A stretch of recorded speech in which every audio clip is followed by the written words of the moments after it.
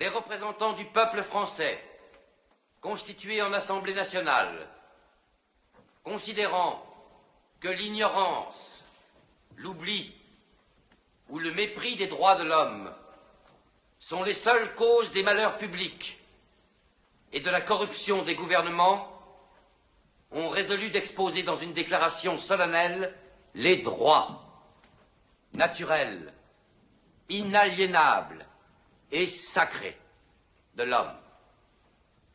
Je vous demande de vous lever, messieurs.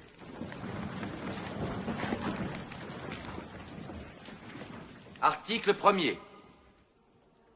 Les hommes naissent et demeurent libres et égaux en droit. Les distinctions sociales ne peuvent être fondées que sur l'utilité commune. Ces droits sont la liberté, la propriété, la sûreté et la résistance à l'oppression. Le principe de toute souveraineté réside essentiellement dans la nation.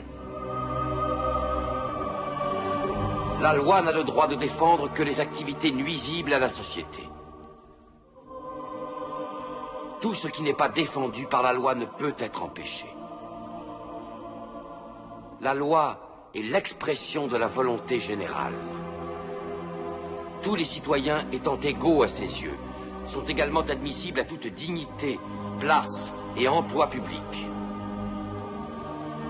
Nul homme ne peut être accusé, arrêté, ni détenu que dans les cas déterminés par la loi. Tout homme est présumé innocent jusqu'à ce qu'il ait été déclaré coupable. Nul ne doit être inquiété pour ses opinions, même religieuses. La libre communication des pensées et des opinions est un des droits les plus précieux de l'homme. Tout citoyen peut donc parler, écrire, imprimer librement, sauf à répondre de l'abus de cette liberté dans les cas déterminés par la loi. La garantie des droits de l'homme et du citoyen nécessite une force publique. Cette force est donc constituée pour l'avantage de tous. La propriété étant un droit inviolable et sacré, nul ne peut en être privé, si ce n'est lorsque la nécessité publique, légalement constatée, l'exige évidemment.